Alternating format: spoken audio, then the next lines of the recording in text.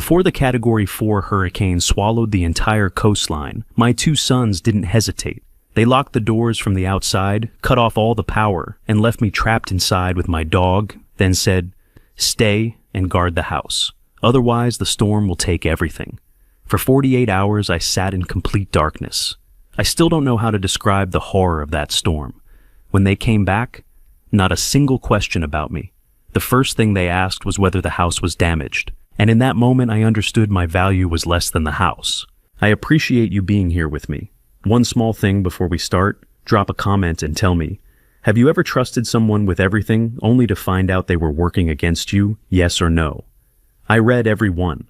A few details in this story have been shaped for storytelling purposes. The message behind it, that is what matters most. My name is Walter Gaines, and I was 74 years old the night my sons decided the house was worth saving more than I was.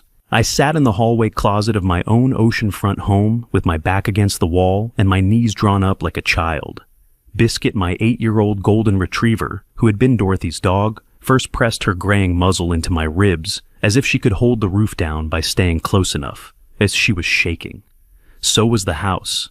A Category 4 hurricane was tearing across the coast of Rockport, Maine, and the wind was finding every crack in the frame like a burglar testing windows. The power was out, not because the storm had taken it. My eldest son Derek had cut it before he drove away. I want you to sit with that for a moment. A man's own child walks through the house, flips the main breaker padlocks, the utility shed from the outside, and loads the family into 2 cars in the driveway, while the storm warning is already on the radio. He does not knock on my bedroom door. He does not call my name. He locks the shed pockets the key and leaves his 74-year-old father in a house with no power, no phone, and no way to see the water rising under the front door. The flashlight lasted about 6 hours. I rationed it. I would click it on for 10 seconds, check the water level on the hallway floor, check Biscuit, and click it off. In between, I listened. The roof shuddered in waves not steady, like something massive was pressing down on it and letting go, pressing and letting go. The wind did not scream the way people say it does. It moaned, low and constant like a sick animal lying outside the door. Salt water found its way inside somewhere around the 4th hour. I could taste it on my lips before I could see it. I stuffed wet towels under the closet door, with hands that still worked the way they had for 40 years. Hands that had hauled lobster traps and mended nets and built this house board by board with a woman who deserved better than to die 3 years before her husband needed her most. Dorothy Gaines, my wife, retired school librarian, dead at 71 from a cancer that moved faster than the doctors expected. Her handwriting was neat, slanted, and precise, as the woman herself and I recognized it instantly, even in the dying beam of that flashlight, when I found the note tucked behind the emergency radio on the closet shelf. I smiled, not because I was brave, because for the first time in my life, I understood exactly what I was to my own children. The note was short. Dorothy had written it in blue ink on a piece of notebook paper folded twice and taped to the back of the radio, where she knew I would find it only if things got bad enough for me to reach for that shelf. It said, if they ever leave you alone in a storm, Walter open the envelope. She knew, 3 years dead, and she knew before any of us did. She had watched our sons calculate the value of this house against the cost of keeping me in it, and she had seen the math come out wrong. She left me a note the way a woman leaves a life vest under the seat, hoping you never need it, knowing you will. She knew, girl, I whispered to Biscuit. She knew before any of us did. Biscuit licked my hand once and put her head back down on my thigh. The flashlight died. The darkness was total. As I sat there for another 42 hours. But before I tell you what happened when they came back and found me still breathing, before I tell you about the forged signatures and the stolen fishing licenses and the $4.8 million lie that started all of it, tell me something first. Where are you right now? What time is it where you are? Are you driving? Lying in bed? Sitting in a chair? Your kids bought you for a birthday? They almost forgot. I want to know how far this story travels before my sons realize the truth did not stay locked in that house with me. Now, everything I'm about to tell you is how I remember it. Some conversations are close to exact. Some, I am telling you the way they felt, not the way a recorder would have caught them. I was not wired for sound. I was an old man with a dog in a dark hallway trying to survive a hurricane my family left me in on purpose. So, if the lawyers come calling, that is my answer. This is memory. Memory does not come with timestamps. But let me start from that morning. The last morning, I thought my son still loved me. The fog sat thick on Rockport Harbor. I was mending nets at the Pier Biscuit, lying at my feet, and my hands still worked the way they had for 40 years. The lobster traps were stacked. The Miss Dorothy, my 30-foot fishing boat named for the woman who made the coffee I drank every morning for 46 years, was tied and rocking gently in the slip. I did not know that in 12 hours my eldest son would lock me inside my own house and drive away. I did not know. But my dead wife did. Cooper Gaines was 9 years old, and he ran down to the pier that morning like nothing in the world was wrong, because to him, nothing was. His shoes were untied. His jacket was half-zipped. He was my youngest grandchild, and he came sprinting through the fog at 6 in the morning with a message he did not understand he was delivering. Dad said, "Grandpa, you're staying to guard the house," he announced, breathing hard, hands on his knees. "Can I stay too?" I set the net down. Biscuit lifted her head. "Who decided that Coop?" "I don't know. Everybody, I think." Everybody. That word landed on the dock boards and sat there. I looked past the boy toward the parking lot. Derek's car was there at 6 in the morning, engine off, parked at an angle that gave him a clear sight line to the big house on the bluff.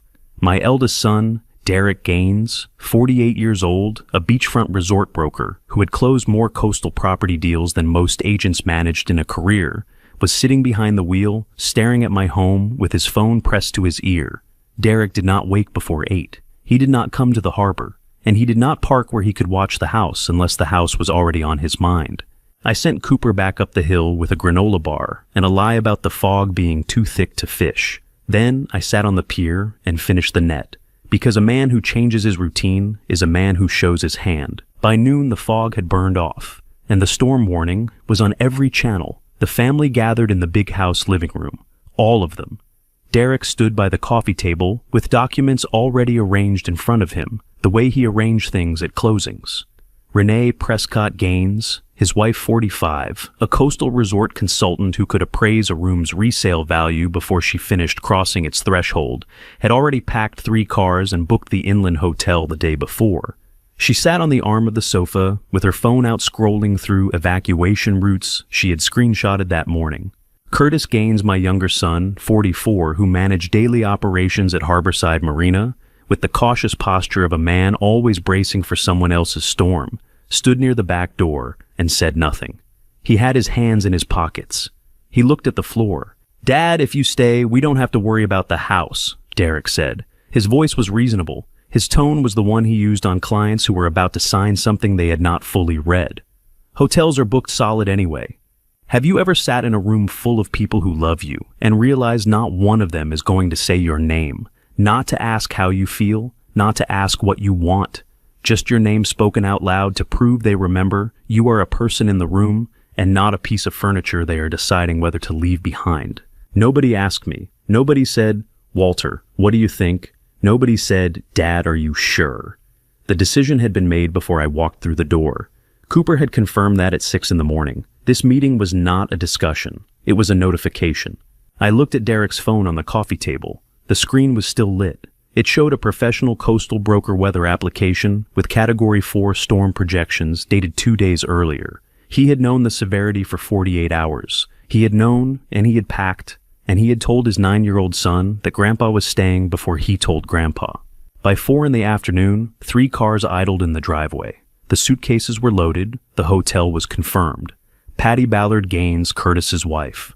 41, the county tourism board coordinator, whose church committees gave her access to every sympathetic ear in Rockport, squeezed my arm on her way out the door. "Dad, you were always the strong one," she said.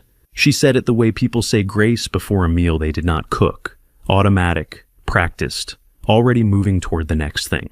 I watched Derek walk to the utility shed on the east side of the house. The shed housed the breaker panel, the emergency generator hookup, and the main power shutoff for the entire property.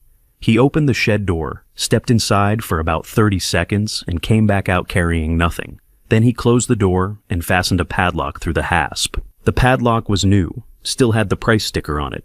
He had bought it for this. I did not say anything. I stood on the porch and watched. Derek went back inside, walked to the interior panel in the hallway, and flipped the main breaker. The house went dark. Every light, every outlet, the refrigerator, The phone charger, the emergency weather radio plugged into the kitchen wall. All of it gone. He walked out the front door without looking at me. Curtis was the last one out. He turned in the doorway. His mouth opened, then it closed. He looked at me the way a man looks at something he is about to leave behind and knows he will regret. And then he pulled the door shut and walked to his car. 3 engines started. 3 sets of headlights swept across the driveway. The gravel crunched, the gate closed. And then there was nothing but the wind already picking up from the south and Biscuit pressing her nose against my knee in the dark. I stood there for a long time. Then I walked to the kitchen drawer where I kept the flashlight. I pulled it open, reached inside, and my fingers brushed something I had never noticed before. A small folded paper tucked beneath the flashlight, held in place with a single piece of tape. I pulled it free. Even in the dark I knew the handwriting. Neat. Slanted left. The way Dorothy always wrote. They came back 41 hours later, and the first thing my eldest son checked was the siding. 3 cars pulled into the driveway with mud-splattered tires and windshields still carrying the grime of the inland highway. Derek got out first. He did not walk toward the porch where I was standing. He turned left and followed the east wall of the house, running his hand along the clapboard, checking the gutters, crouching once to inspect where the foundation met the soil. He made it all the way around before he came inside. Renee followed with her phone out, photographing something near the garage door. Curtis got out. Last stood by his car and looked at the ground. Patty came up the porch steps with both arms open. "Dad, you were so brave staying behind," she said. "The kids would have been terrified." She hugged me the way you hug a coat rack when you're looking for some place to set your purse. Quick, functional, already turning away. Derek called from the side yard. "Siding held. Roof looks good. We got lucky." He said we, as if we had all been in the same storm. Nobody asked if I was hurt. Nobody asked if I had slept or eaten, or how Biscuit had handled the 41 hours of wind that shook the house so hard the closet shelves came down around 2 in the morning. Patty opened the refrigerator and made a face at the smell. Renee walked room to room with her phone taking pictures of things I could not figure a reason to photograph. Curtis stood in the kitchen doorway with his hands in his pockets and would not look at me. There is a kind of cruelty that does not raise its voice. It just walks past you like you are furniture that came with the house. I stood there holding Biscuit's collar and understood something I had been refusing to understand for years. I was not neglected. Neglect implies they forgot. They had not forgotten me. They had inventoried me, weighed me against the property, and decided the siding mattered more. I left around noon, told Derek I was going to the cottage to clean up.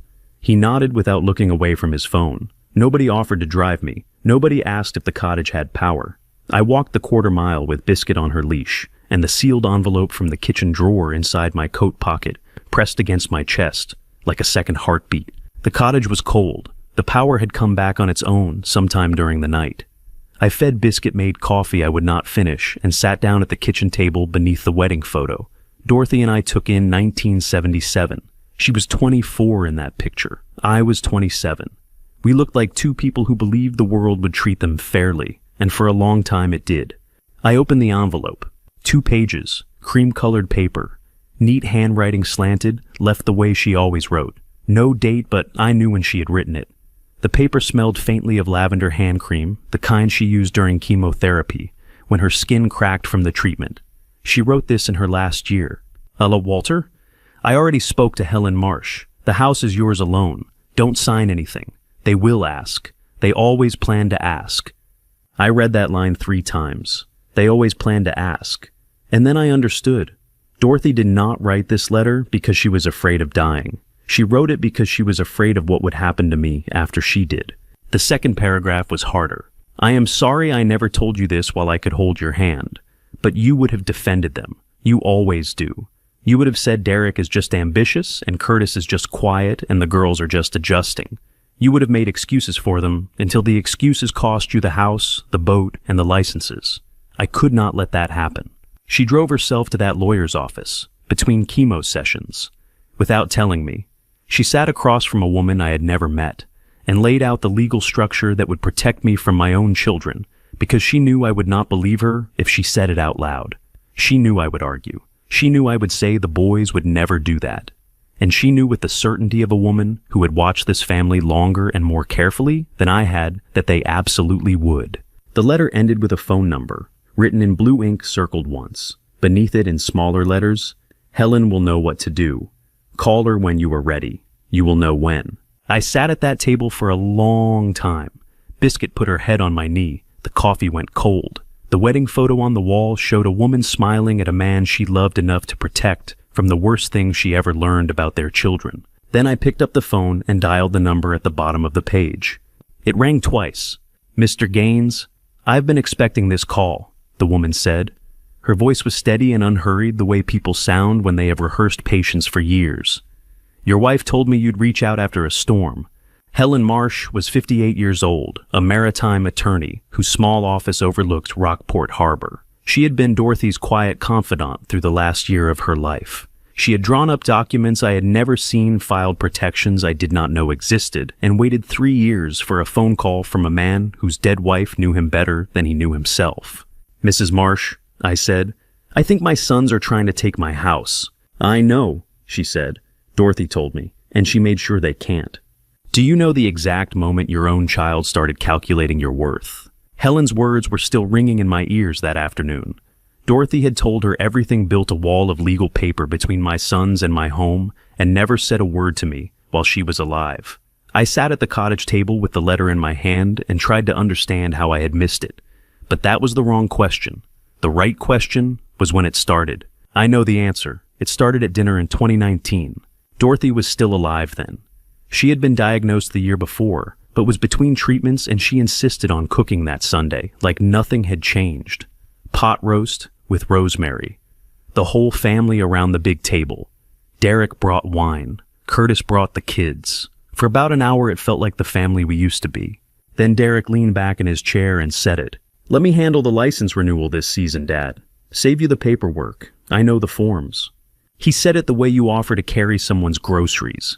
Easy, helpful, the kind of thing a good son does. I said yes before the sentence finished leaving his mouth, because that is what I did. My sons asked, and I said yes. I had been saying yes for 48 years. Kindness is the best lockpick. My son learned that the night I handed him the key and smiled while he copied it.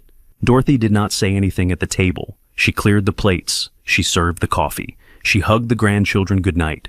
And then we were in our bedroom, the master bedroom with the ocean window, and she turned off the lamp and lay there in the dark for a long time before she spoke. "You just taught him what those licenses are worth," she said. Her voice was low and firm the way it got when she had been thinking about something for hours and was only now letting it out. "And that you'll say yes if they ask nicely." I told her she was being overprotective. I told her Derek was just trying to help. I told her the licenses were not worth enough to worry about, which was a lie I believed, because believing it was easier than believing my son was inventorying me. She put her hand on my arm in the dark. She did not argue. She never argued when she knew she was right. She just waited. That was her way. She planted the truth and gave it time to grow, and if I was too stubborn to water it, she made other arrangements. I did not understand that until I read her letter 3 years later, but I understand it now. That dinner was the last fully normal meal I remember. Not because anything dramatic happened, but because it was the last time I sat at that table believing everyone in the room loved me more than they loved what I owned. The second memory is harder. By 2021, Dorothy had been gone for a year. I was still living in the big house because it was the only place that still smelled like her if I opened the right closet on the right day. Derek and Renee had moved in 6 months after the funeral, to help, they said, to be closer to family. The displacement happened slowly. A box of my fishing magazines moved from the bedroom to the hallway. My reading chair relocated to the small room at the end of the hall. New sheets appeared on the master bed linen with a scent I did not recognize. My boots disappeared from beside the bedroom door and reappeared by the back entrance near the mudroom. Renee never announced any of it. She just rearranged the way she rearranged everything with the quiet efficiency of a woman who had already decided what the house would look like and was simply waiting for reality to catch up. By September of that year, I was sleeping in the small room, the one with no ocean view, the one Dorothy used to store gift wrap and off-season blankets. I do not remember the exact night I stopped sleeping in my own bedroom. That is how it works. You do not notice the moment they take your place. You only notice when you realize you have been standing somewhere else for months and cannot remember walking there. Sadie Gaines was 12 years old that fall, Curtis's daughter, a girl who had her grandmother's habit of noticing everything and saying almost nothing. She stood in the hallway doorway one afternoon and asked the one question no adult in the house had the honesty to answer. "Grandpa, why do you sleep in the small room? It doesn't even have a window to the water." Renee appeared behind her before I could speak. "He's used to it, sweetheart," she said, laughing easily. "Grandpa doesn't need anything fancy." A 12-year-old girl asked me why I slept in the smallest room of a house I built with my own hands, and I did not have an answer that would not break something inside both of us. So I smiled and told Sadie the small room was cozy. And Renee smiled too, because the lesson had landed exactly where she aimed it. The grandchildren now believed their grandfather did not belong in the master bedroom. The story had been rewritten, and the author never raised her voice. That was Dorothy's room, our room. 35 years of waking up to the sound of the ocean together, and Renee made it sound like I had never belonged there at all. I sat in the cottage now in October 2023, and these memories settled like silt after a current. I looked through the window toward the big house, toward the master bedroom, where Dorothy and I used to lie awake listening to the waves. I wondered what was in that room now, whose things filled the drawers, whose scent was on the pillows. I did not know yet. But when I found out, it would be the thing that turned my grief into something with teeth. I was not supposed to hear that conversation, but the back porch carried voices the way the ocean carries sound, farther than anyone expects. This was 8 months before the storm. February 2023. I had come downstairs for water around midnight and stopped at the kitchen door when I heard Derek's voice coming through the screen. He was leaning on the porch railing in the moonlight, his silhouette sharp against the winter sky. Renee stood beside him with her arms crossed. Curtis was not there in person, but his voice glowed from the phone screen propped between them on the railing. They were talking about me. "He won't sell voluntarily," Derek said. "You know that." "And then we need him to have no choice," Renee said. Curtis's tinny voice came through the speaker. "What about just waiting?" "And it's bears. We don't have time to wait," Renee said. She said it the way she said everything, like the decision was already made, and the rest of them were just catching up to where she had been standing for weeks. I gripped the cold railing of the kitchen doorframe and stood 6 feet behind them in the dark. My own sons were planning my removal the way a contractor schedules a demolition, not with anger, not with raised voices, with timelines, with logistics, with the calm understanding that the building was in the way and needed to come down. Let me ask you something. Have you ever been erased from a conversation happening inside your own house by people who share your last name? They were not whispering because they were ashamed. They were whispering because they were efficient. Shame would have meant they still thought of me as a person. This was business. I went back upstairs without the water. I lay in the small room at the end of the hall, the one without the ocean view, and stared at the ceiling until the sun came up. I did not confront them the next morning. I did not confront them the morning after that. I told myself I had misunderstood. I told myself Renee was talking about something else. I told myself these things because the alternative was admitting that my children were sitting on my porch in the dark, planning how to take everything I had, and I was too much of a coward to walk out there and say their names. Dorothy would not have hesitated. Dorothy would have opened that screen door and asked them to repeat every word to her face. But Dorothy was dead, and I was the one who was left. And I was not as brave as the woman I married. That was February. The storm came in October. 8 months of silence. 8 months of Sunday dinners and birthday cards, and Derek calling to ask about the boat, while the whole time behind every smile there was a calendar counting down to something I could not see. 3 days after the hurricane, I sat in Helen Marsh's office for the first time. The room was small, lined with maritime law books, harbor light, coming through a window that needed cleaning. Helen sat across from me with a folder open on her desk and a glass of water she had poured before I asked for it. She placed the codicil in front of me. Dorothy's signature at the bottom, steady and clear, despite the treatments that were breaking her body down at the time she signed it. She signed this 8 months before she died, Helen said. Between chemotherapy sessions, she drove herself here alone. She drove herself. Between treatments that left her so exhausted she slept 14 hours afterward, without telling me. Because she knew I would have said they are our children, Dorothy, they would never do this. And she could not bear to hear me be wrong one more time. Both houses, both fishing licenses, the boat. Helen continued. All yours alone. No transfer is valid without your notarized signature while you are mentally competent. She was very specific about that last part. Mentally competent. Dorothy had written those words into a legal document while she was dying, because she knew that someday someone in our family would try to argue that I was not. She saw the attack coming from a direction I refused to look. "Your wife didn't just leave you a letter," Helen said. Her voice was steady, unhurried, the voice of a woman who had waited 3 years to deliver this and was not going to rush it. "She built a wall around everything you own." I sat there and felt the weight of that. My wife, between rounds of poison designed to keep her alive a few more months, had driven herself to this office and spent hours making sure that the man she loved would not lose his home to the children they raised together. She did it in secret. She did it alone. And she did it because she loved me too much to let me defend the people who were already sharpening their knives. Helen reached across the desk and placed a second folder in front of me. This one was thicker. "Oh, Walter, there's more," she said. "Your son didn't just start asking questions about the house. He filed paperwork with the county 3 weeks before the storm." She opened the folder. I saw Derek's signature on an application I had never seen, never authorized, never knew existed. It was a property transfer inquiry dated the first week of October, and below Derek's signature on the line, marked owner authorization, was my name, in handwriting that was not mine. I stared at it. The letters were close. Somebody had practiced. But the slant was wrong, and the G in Gaines had a loop I have never made in my life. Whoever wrote my name on that form had studied my signature, but had not studied it long enough. "They started moving 3 weeks before the storm," Helen said quietly.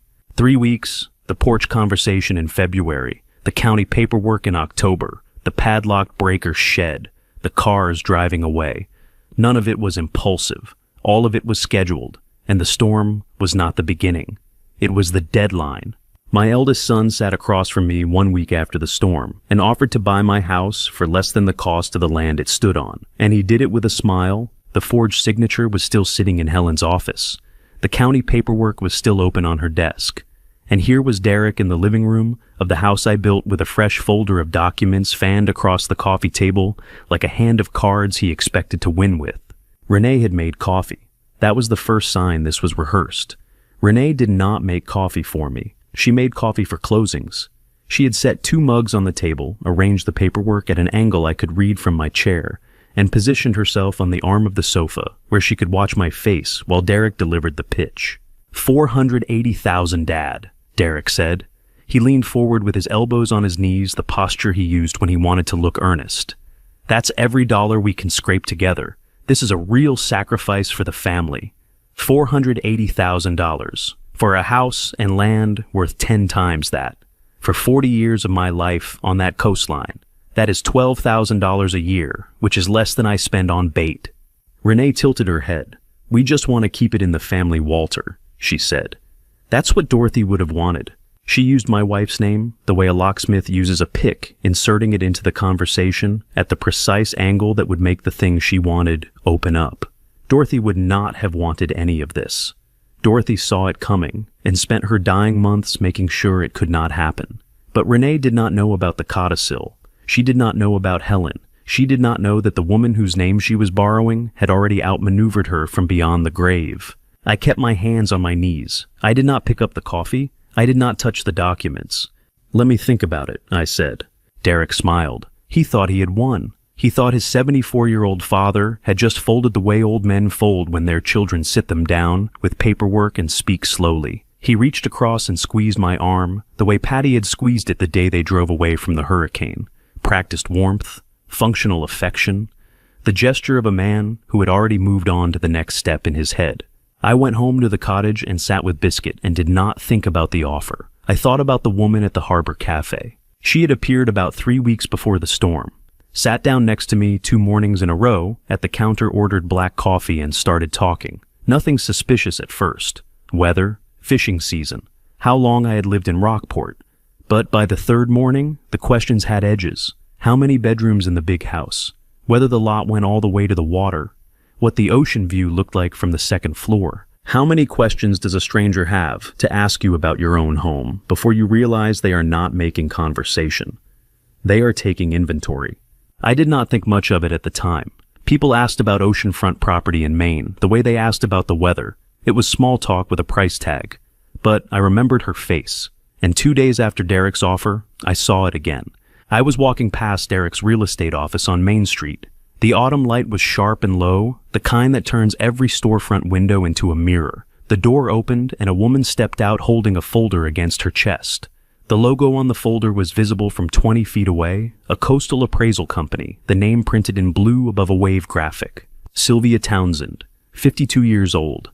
A licensed coastal appraiser who had sat next to me at that cafe counter with her questions and her black coffee and her careful, friendly smile.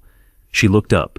Our eyes met across the sidewalk. She looked down first. I did not stop walking. I did not confront her. I memorized the company name on the folder, walked home, and picked up the phone. The woman from the cafe, I told Helen. She works for Derek. I just saw her leaving his office with an appraisal folder. Helen was quiet for a moment.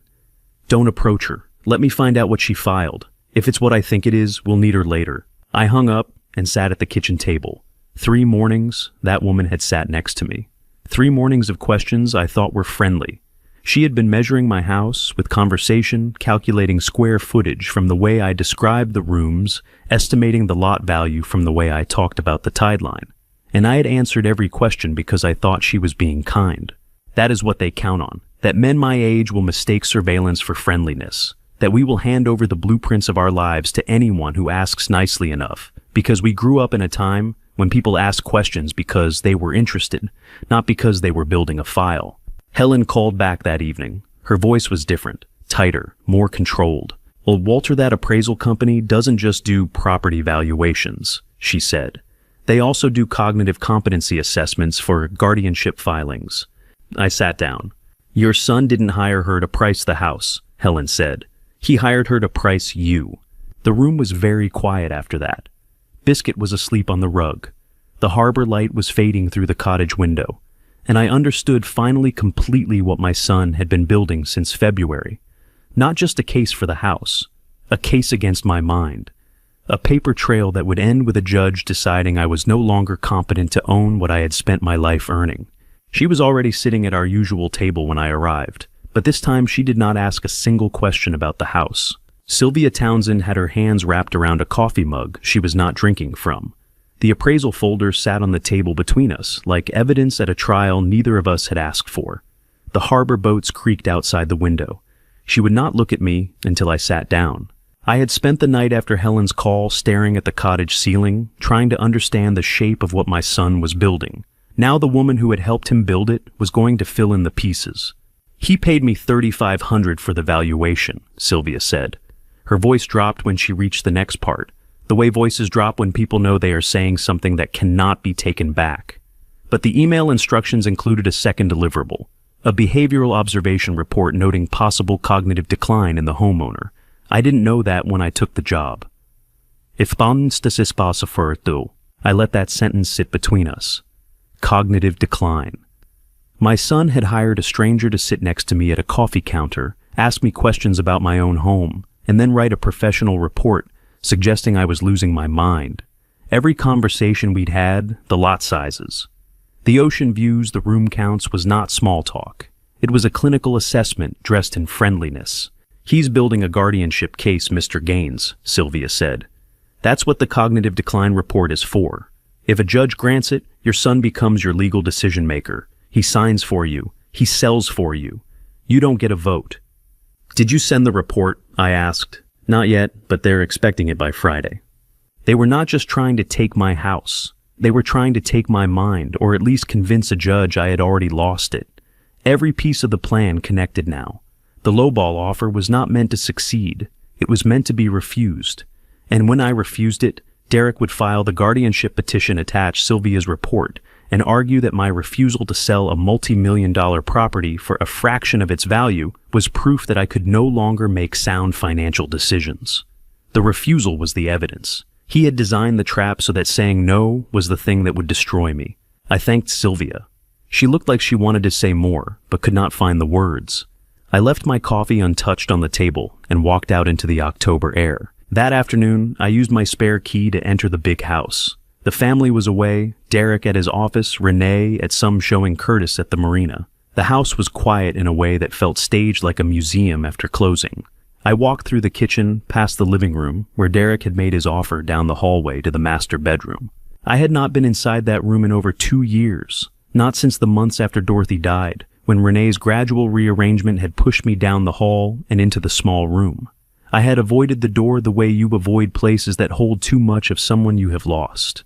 I was not ready. I am not sure I was ready now, but I turned the knob and pushed the door open. There are rooms in a house that are not rooms. They are altars, places where the most important moments of your life happened, where the air still holds the shape of the person who filled it. Dorothy and I slept in that room for 35 years. She died in the bed in that corner with the window open so she could hear the ocean one more time. The bed was new, king-sized white duvet, decorative pillows stacked in a pattern no one who actually sleeps there would maintain. New nightstands, a candle on the dresser that smelled like lavender, but not like Dorothy's lavender synthetic hotel suite, the kind of scent designed to make strangers feel welcome in a room that does not belong to them. On the nightstand propped against a small vase of dried flowers was a laminated card. I picked it up. The surface was smooth and cold between my fingers. Captain's room, oceanfront Maine, $340 per night. They had turned the room where my wife died into a vacation rental. I stood there holding that card and felt something shift inside my chest. Not breaking, not cracking, something locking into place.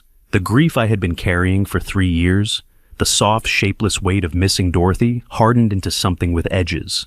Something I could use. Biscuit had followed me into the house, but she would not cross the bedroom threshold. She stood in the doorway with her head low and looked at me the way she looked at Dorothy's empty chair for weeks after the funeral. She knew this room. She knew what had been taken from it, and she would not step inside the version that had replaced it. I set the laminated card back on the nightstand. I did not touch the sheets. I did not open the closet. I pulled the door shut slowly, the way you close a casket, and held the knob for a long moment before letting go. That evening I sat in the cottage with Biscuit at my feet. Dorothy's letter was on the kitchen table where I had left it. I placed the Airbnb card next to it, 2 pieces of paper, one written by the woman who loved me most in this world, the other placed on the nightstand where she drew her last breath by the woman who married my son and saw a revenue stream where a widow's memory should have been. I picked up my phone and texted Helen 2 words. I'm ready. The evidence I needed most came from a 12-year-old girl who did not know she was carrying it. Helen had replied to my text within minutes that night. We had a plan forming a counter-strategy taking shape, but the next piece did not come from a lawyer's office or a county filing. It came from a family dinner I almost did not attend. Early November, the family gathered at the big house the way they always did, as if nothing had changed, as if no one in the room was building a legal case to erase me. Renee cooked. Patty set the table. Derek poured wine and asked about the boat like a man who had not recently tried to buy my life for pennies on the dollar. I sat and ate and said very little, which is what they expected from me, which is what made it easy. Sadie was at the table with her tablet propped against a water glass, the way kids eat now, half in the room, half somewhere else. After dinner, she set the tablet face up on the kitchen counter and ran outside to play with Cooper in the last of the daylight. The screen had not locked. I was clearing my plate. I glanced down. The email application was open. The subject line read, Guardianship Filing, Gaines Walter R. Preliminary Assessment.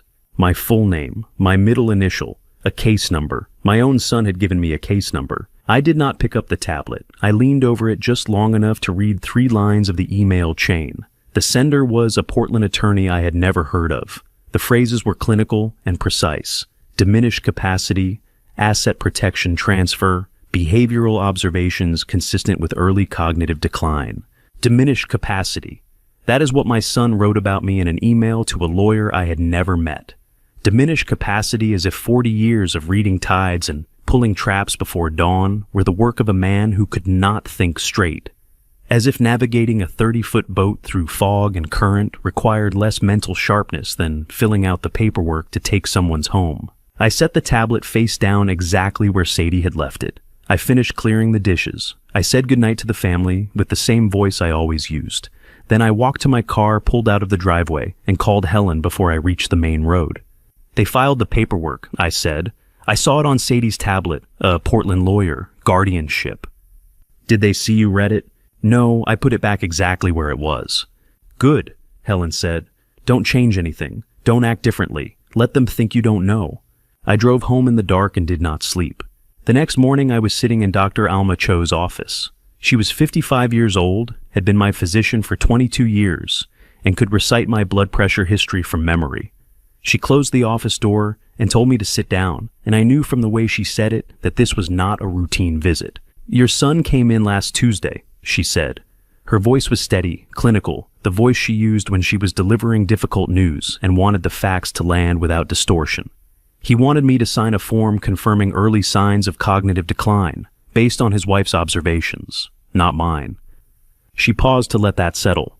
"I've been your doctor for 22 years, Walter. There is nothing wrong with your mind." I told him that, and he left without another word. I sat in the vinyl chair and felt the armrests cold under my hands. Derek had walked into my doctor's office and asked her to certify that his father was losing his mind. He had brought Renee's observations as evidence, not medical records, not test results. His wife's descriptions of an old man she had already decided was in the way. How do you fight someone who is trying to erase you, not from a house, not from a will, but from your own legal existence? A guardianship does not just take your property. It takes your signature, your voice, your right to say yes or no to anything that happens to you. It turns you into a ward, a file, a case number on a Portland attorney's desk. "But they'll find someone," Dr. Cho said. She took off her glasses and set them on the desk the way she did when she was no longer speaking as my physician, but as someone who had known me long enough to be honest. In Portland, there are doctors who will sign a cognitive decline form based on family testimony alone. No personal examination, no history review. If your son finds one of those doctors, you could lose the right to make any legal decisions, including about the house. I thanked her. She squeezed my hand at the door, which she had never done before in 22 years of appointments. That squeeze told me more than anything she had said. She was worried. I stood in the parking lot with the November wind cutting through my jacket and the gray sky pressing down on everything. I dialed Helen.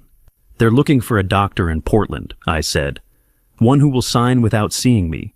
Helen was quiet for 2 seconds. In the months I had known her, I had learned that her silences were not empty. They were calculations. "Then we need to move faster than they do, Walter." I nodded to no one.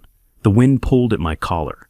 Somewhere inside the clinic, Dr. Cho was probably writing notes in my file notes that would matter. Later notes that would prove a 22-year physician found nothing wrong with the man his own family was trying to declare incompetent. "Oh, then I need to move faster than they do," I said, and I meant it. Earl Hobson had the footage queued up before I even sat down. He had been waiting for me to ask. Moving faster meant gathering what I could not get from lawyers or letters. It meant going to the people who had been watching when I was not. Earl was the first. He was 71 years old, a retired Coast Guard petty officer who ran the bait shop at the end of the pier and kept 3 security cameras running at all times because 30 years of watch duty had wired him to record everything and trust nothing. His house smelled like coffee and old rope, and the faint chemical residue of bait that never fully washes out of a building. He sat me down in front of his computer, clicked the mouse twice, and let the footage play. The timestamp read 6:07 a.m., October morning. The harbor parking lot grainy, but clear enough. Derek's car was parked at the far end, angled toward the road that climbed up to the bluff and the big house. He stood outside the driver's door with his phone to his ear, his free hand pointing at my house. Renee sat in the passenger seat with the window down, nodding. 4 hours before the family meeting. 4 hours before Derek stood in my living room and made it sound like staying behind was a group decision. He was already in that parking lot at 6 a.m, coordinating with his wife, pointing at the building he intended to leave me inside. 6:07. I watched my son point at my house like a man marking a structure for demolition. And beside him, my daughter-in-law nodded the way you nod when a contractor confirms a delivery date. He knew before he came home that morning, Earl said. He leaned back in his chair with his arms crossed, the posture of a man who had spent decades filing incident reports and understood that evidence does not need emotion to do its work. The decision was made in that parking lot. "Can you save that file?" I asked. "Already done. 3 copies. 1 for you, 1 for your lawyer, 1 stays with me." He tapped the side of his monitor. "Old Coast Guard habit. You never keep evidence in just one place." I took the flash drive he offered and put it in my coat pocket next to the letter and the Airbnb card. My pocket was becoming an archive of betrayal, each piece small enough to hold in one hand, each one heavy enough to change everything. Earl poured me a cup of coffee that was strong enough to strip paint off a hole. I drank it because refusing it would have been an insult to a man who had just handed me proof that my son planned my abandonment before breakfast. I left Earl's house with 3 copies of The Truth and drove back to the cottage. The sky was November gray, pressing down on the rooftops the way it does in Maine when the season is turning and the light gives up early. I sat in the kitchen and looked at what I had. Dorothy's letter, the codicil, Sylvia's confession, Dr. Cho's refusal, the forged county paperwork, and now Earl's footage. The case was building itself. Each person I talked to held a piece they did not know was connected to the others. Earl had the footage, Dr. Cho had the refusal, Sylvia had the appraisal angle, Helen had the legal structure Dorothy built. None of them had seen the full picture until I started putting the edges together. But one piece was still missing. The thing I had been circling since February. Renee's voice on the porch in the dark. We don't have time to wait. What was the deadline? What was driving the urgency that made my son willing to leave me in a hurricane, forge my signature, and try to have me declared incompetent all within the same year? I did not have that answer yet, but I knew someone who might. Late that night, I called Nate Fielder. He was 58 years old, had fished beside me for 30 years, and never once needed to be told where to set the traps.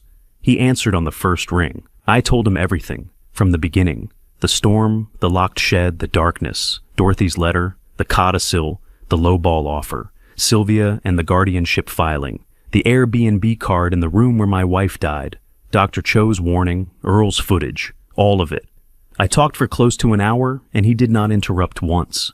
I had spent 40 years fishing beside Nate Fielder, and never once asked him for help with anything larger than a tangled line. That night, I asked him to hold the whole truth, and he did not flinch. When I finished, there was a long silence. I could hear him breathing. Then he spoke. I saw Derek's truck at the marina at 6 that morning, Nate said. His voice was quiet the way it got when he was angry and trying not to show it. Thought nothing of it. I should have told you. A second witness, a second pair of eyes confirming what Earl's camera had captured. Derek at the harbor at 6 in the morning, on the day of the storm, hours before anyone told me I was staying behind. What are you going to do? Walters, Nate asked. I looked at the kitchen table. Dorothy's letter, the Airbnb card, Earl's flash drive, the phone warm in my hand from an hour of talking, Biscuit breathing slowly at my feet in the dark cottage.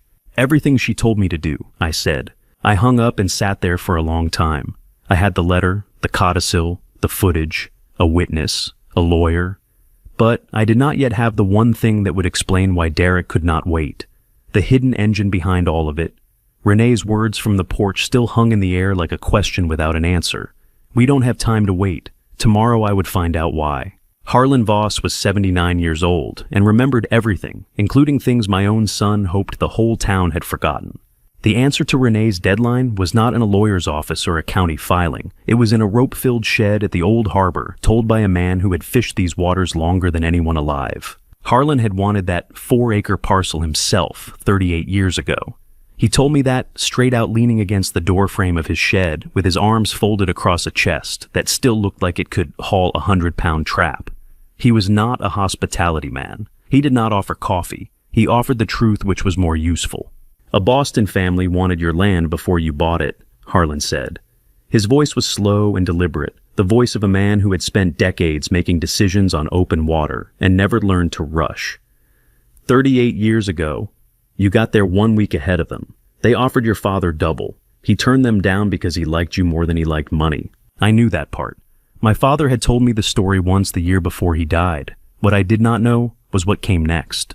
That family's son is the one Derek is talking to now, Harlan said. Same parcel, same interest, different generation. Your boy has been telling people the buyer gave him a 60-day window. Offer expires, walk away, never comes back. He paused and let the rope creak on the hooks above us. That family waited 38 years, Walter. They are not walking away in 60 days. There is no expiration. Your son made that up. A man who invents a deadline is a man already running from one. I just did not yet know what was chasing my son. The Boston family had patience measured in decades. They would wait another year, another 5. The urgency was not coming from the buyer. It was coming from Derek. Something was pressing on him, something with a real clock, a real consequence, and he had wrapped it inside a fake deadline to make it look like the pressure was external. Why can't Derek wait? I asked. Harlan shook his head. That's the question you need Helen to answer, because a man who fabricates a deadline is a man who already has one. I sat on the rough bench in that shed and felt the shape of the conspiracy shift again. Every time I thought I understood the edges, another corner appeared. The storm was not the beginning. The porch conversation in February was not the beginning. This went back further to a calculation my son had been running, long before I heard Renee whisper in the dark. I thanked Harlan. He nodded once the way fishermen acknowledge things that do not require more words. I walked back along the harbor toward the net storage, and that is where the second truth of the day found me. Rowan Cahill was 42, the marina bookkeeper, who noticed every number that did not add up, because that was literally what they paid him to do. He came through the net storage with a folder under his arm, walking quickly and looking over his shoulder, the way people do when they know they should not be having the conversation they are about to have. "Mr. Gaines, I need to talk to you before Curtis comes back," he said. Curtis, my younger son, the quiet one, the one who stood at doorways and said nothing. The one I had been telling myself was merely weak, merely pulled along by Derek's gravity, merely unable to say no.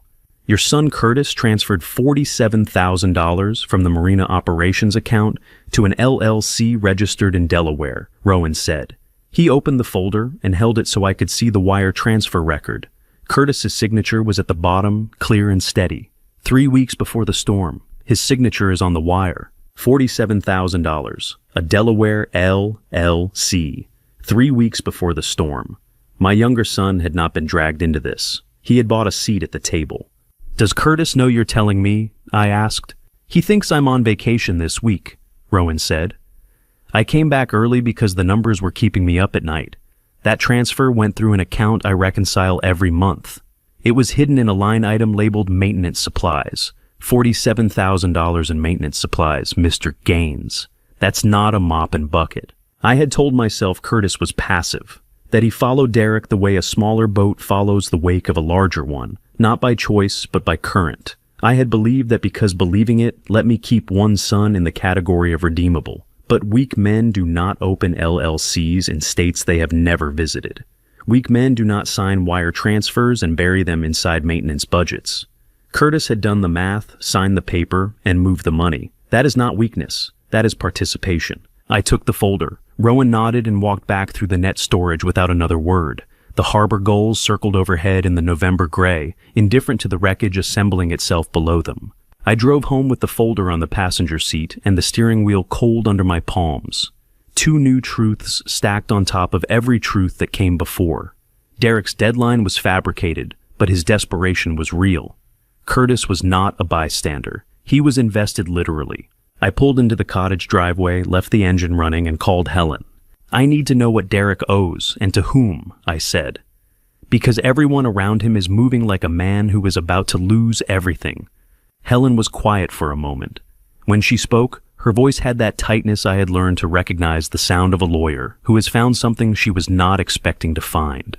"Come in tomorrow morning," she said. "I found something in the county records that explains all of it."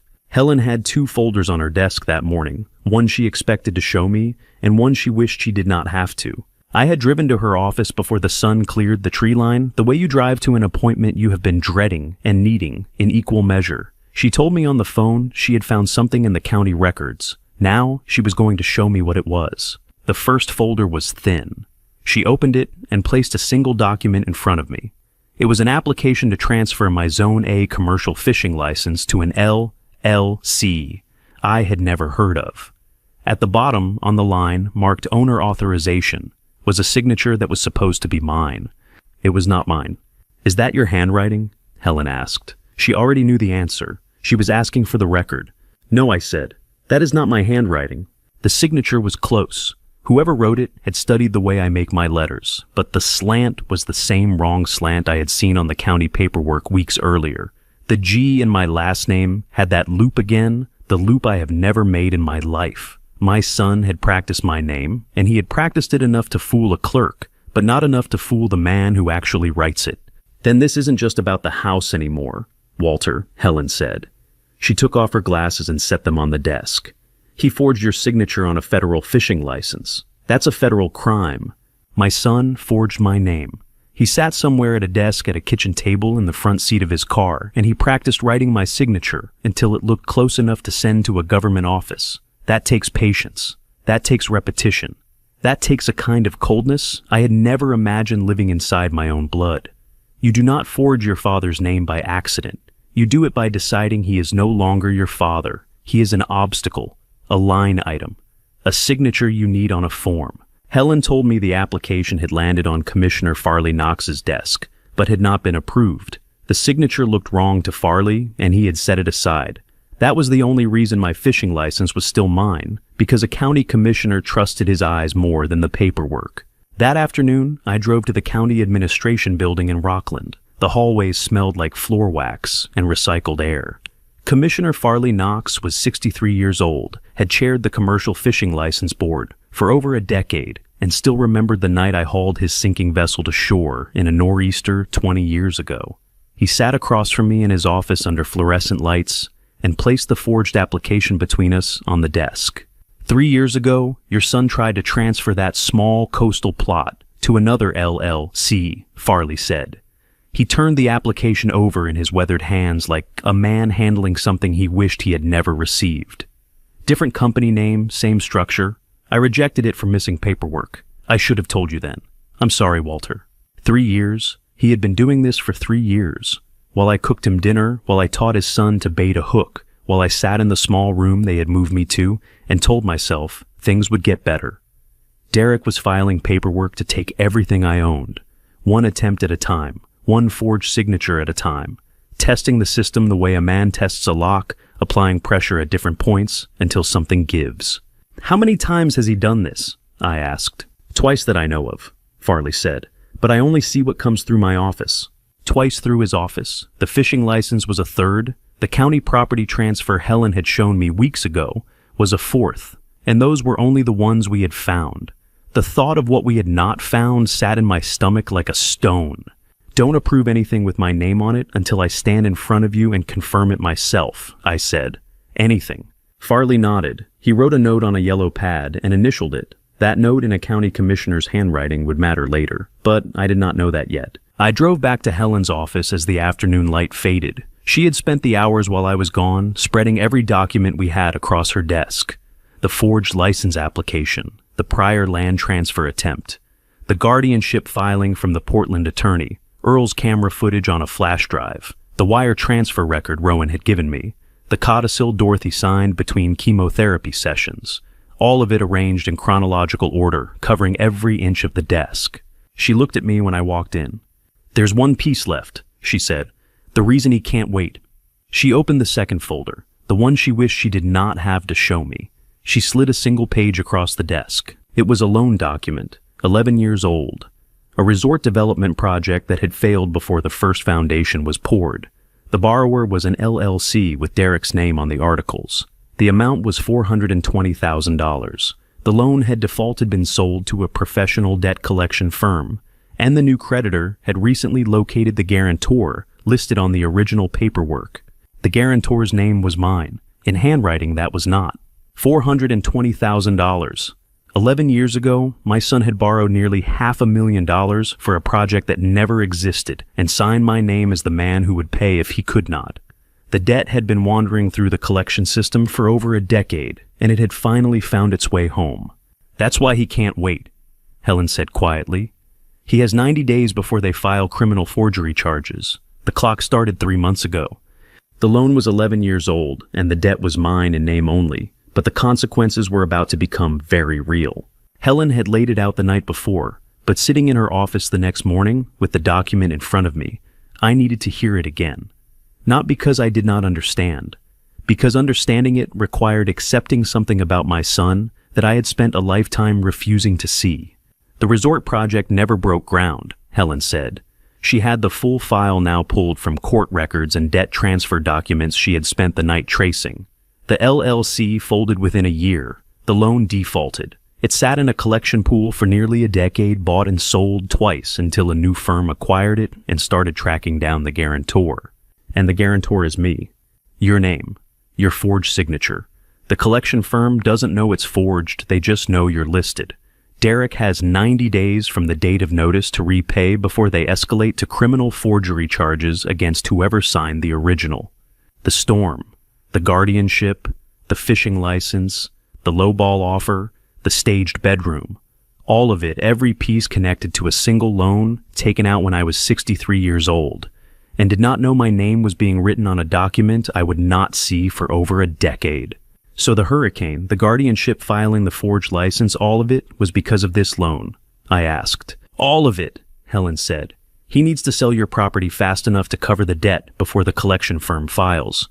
That's why the fake deadline. That's why the Boston buyer. That's why he can't wait. 11 years. He had been carrying that debt like a man walking on a frozen lake every step, careful every step, hoping the ice would hold. And when it started to crack, he decided to stand on me instead. He did not come to me and confess. He did not ask for help. He built a machine designed to strip me of my home, my licenses, my legal rights, and my dignity, so that he could sell what I owned and pay a bill I never agreed to. Time is on your side now, Helen said. Not his. Every day that passes without a sale is a day closer to those charges. He's the one running out of room. I sat with that. The man I raised the boy who used to ride on my shoulders down to the harbor had spent 11 years hiding a crime inside my name and was now dismantling my life to keep it hidden. I do not know what is worse, the theft or the patience it required. Helen asked if I wanted coffee. I shook my head. I had not eaten since the night before. The knowledge was taking up all the space inside me, and there was no room for anything else. Later that week, I was at the harbor mending a line on the Miss Dorothy when a voice called my name from the dock. Bev Norris was 67, a retired postal worker who had been Dorothy's closest friend for 40 years. She walked toward me, holding a worn envelope against the November wind, and the look on her face told me she had been waiting for the right moment to deliver it. Dorothy sent me a copy, Bev said. She held the envelope out with both hands the way you hand someone something fragile. She said, in case Walter never opens the original. She knew you, Walter. She knew you'd think of it as saying goodbye again. She had prepared for the possibility that I would love her too much to read her last words. Even in dying, she was thinking 2 steps ahead of my grief. She knew that opening that envelope in the kitchen drawer would feel like losing her one more time, and she knew I might choose the grief of not knowing over the pain of reading her goodbye. So she sent a backup to the one person she trusted to bring it to me when the time was right. I took the envelope. It was soft from 3 years in a nightstand drawer, the edges worn round. Inside was a copy of the same letter, the same handwriting, and one additional note that had not been in the original. She told me once, Bev said, pulling her coat tighter against the harbor wind. She said, he offered to manage the fishing licenses 2 years ago. I told Walter to say no. He said yes to be kind. That's when Derek learned everything. Dorothy had seen it, the dinner, in 2019, the moment I said yes to Derek's offer and handed him the key to everything I owned. She had told me that night in the dark bedroom what it meant, and I had dismissed her. She had gone to Helen. She had signed the codicil. She had written the letter. She had sent the backup to Bev. And she had done all of it knowing I would not listen, knowing I would defend my sons until the defense cost me everything, and loving me enough to build the wall anyway. She knew me better than I knew myself, I said. Bev nodded. The gulls circled overhead. The harbor smelled like cold salt and diesel, the smell of every November I could remember. Bev touched my arm once the way Dorothy used to and walked back up the dock without another word. I stood there for a long time with the envelope in my coat pocket. I had every piece now. The motive, the evidence, the legal protections Dorothy built, the camera footage, the witnesses, the forged signatures, the loan, the deadline, all of it. But I had not made my first move yet. I had been gathering, listening, collecting pieces from people who held truths they did not know were connected. Tomorrow, that changes. Sadie was coming for dinner at the cottage, and she had something to tell me about her parents, something about a fight she overheard, something that would show me exactly how far Curtis had been pushed and how close he was to breaking. Sadie stood in my doorway holding a casserole dish like a shield, and I knew before she said a word that something in her house had broken. Her eyes were red-rimmed. Her jacket was zipped to the chin, even though the cottage was warm. She set the dish on my kitchen table and sat down without taking off her coat, which is something a 12-year-old only does when she is not sure she is staying. I poured her a glass of water and sat across from her. I did not ask what happened. I waited. Dorothy always said the fastest way to get someone to talk is to stop asking them to. Mom was screaming, Sadie said. Her voice cracked on the last word. She said, "You either sign with Derek or I take the kids and go to my mother's." Dad just sat there. Patty, Curtis's wife, the woman who squeezed my arm on the porch the day the family drove away from the hurricane and called it love. She had given her husband an ultimatum sign with Derek, or lose your children. Not a negotiation, not a discussion, a threat delivered at volume in a house where a 12-year-old could hear every word. "Did your dad look sad?" I asked. "He looked like he wanted to say something, but didn't know how," Sadie said. "I know that feeling, sweetheart. I know it exactly." Curtis was not being pulled in two directions. He was being squeezed from one, and the woman doing the squeezing had promised to take his children if he did not comply. I had spent months telling myself Curtis was passive, that he followed Derek because he lacked the spine to resist.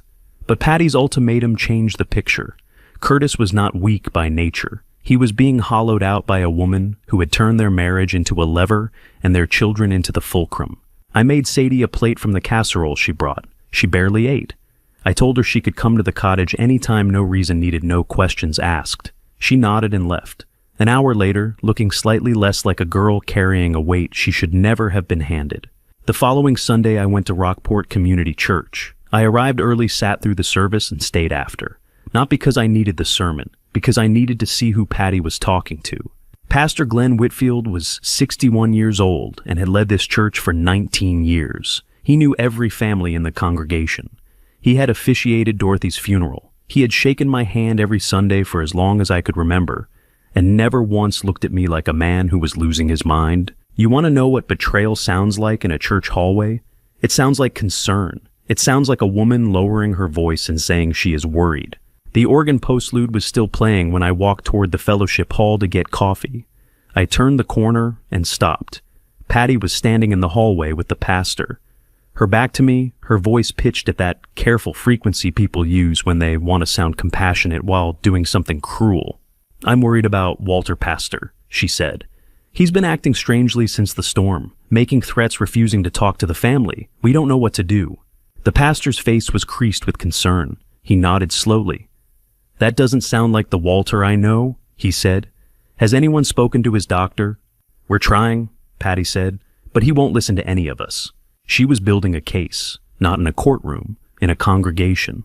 She was planting the narrative that I was unstable, erratic, possibly declining, the same story Derek was trying to sell to a Portland doctor, now being seeded into the one community where my reputation mattered most. If the guardianship filing ever reached a hearing, Patty wanted the pastor ready to testify. She wanted church members whispering that poor Walter had not been himself since the storm.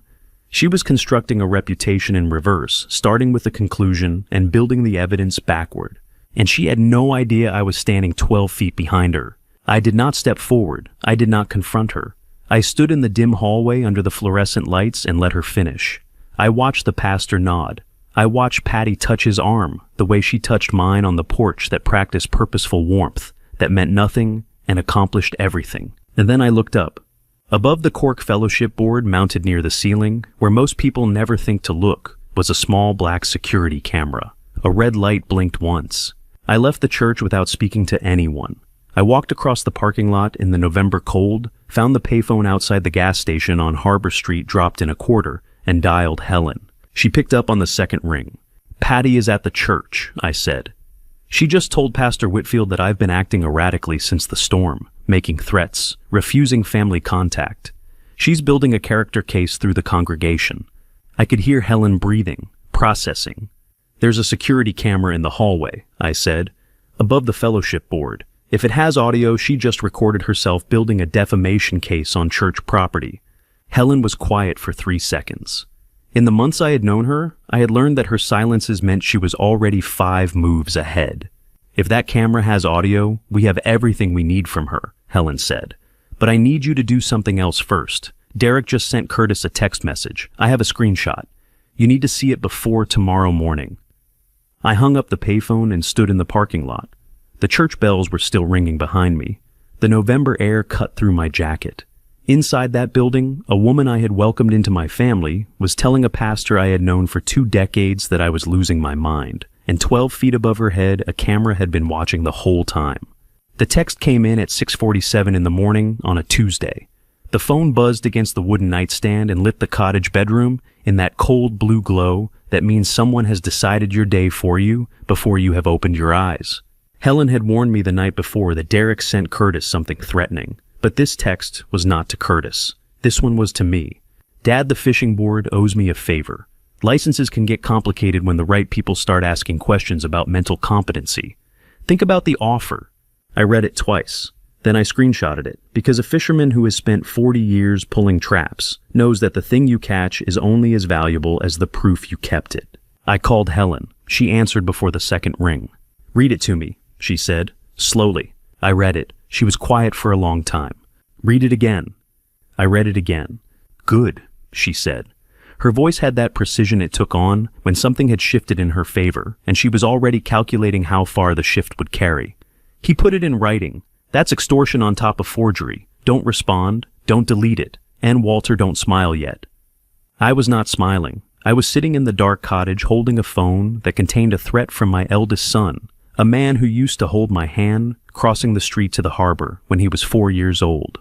That man had just texted me before sunrise, threatening to use his connections to strip my fishing licenses by questioning my mental competency. He typed it with his own thumbs. He pressed send. He thought it was leverage. When did my son learn that threatening a man's livelihood was just another negotiation tactic, and who taught him that was acceptable? Was it the resort deals, the years of closing on properties where someone always lost? Or was it something older, something in him that Dorothy saw? And I refused to something that made her drive herself to a lawyer's office between chemotherapy sessions to build a wall I did not yet know I needed. Before I tell you what happened next, before I show you the document that turned this whole thing around, I need to ask you something. Comment. Your honest read was, my son desperate, or was he always this way? Just a few words. I want to know how this lands before I go further. And please note, the next part includes some details shaped for storytelling to capture what this felt like from where I was standing. The truth underneath is what matters. Helen filed the screenshot that morning. Then she opened a second document on her desk, the one she had been drafting since I texted her those 2 words from the cottage kitchen. The formal lease agreement.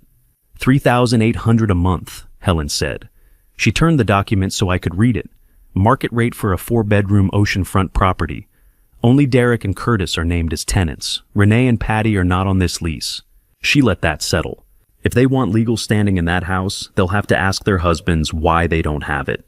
The lease was clean. Payment deadlines, maintenance responsibilities, a clause prohibiting unauthorized occupants, and on the tenant line, 2 names my son's and 2 conspicuous absences. Renee, who had orchestrated the bedroom displacement and the vacation rental. Patty, who had given Curtis an ultimatum and was building a defamation case through the church. Neither of them existed on this document. They had spent months treating my house as their asset, and now a single piece of paper proved they had no claim to it at all. Renee's name was not on the lease. Neither was Patty's. 2 women who had spent months orchestrating the sale of a house they had no legal right to occupy, and now the paper made that fact undeniable. Helen sent the lease by certified mail that afternoon. I sat in her office and waited. The call came 3 hours later. Derek's voice was tight, cracking between outrage and something I had not heard from him before, uncertainty. "What is this, Dad? You're charging us rent in our mother's house." He said our mother's house, as if the woman who built legal protections against him from her deathbed would have wanted him to live there for free while he forged my name on federal documents. "It's a lease," I said. "You have 30 days to sign or vacate." I hung up. The click of that phone being set down on Helen's desk was the first offensive move I had made since the storm.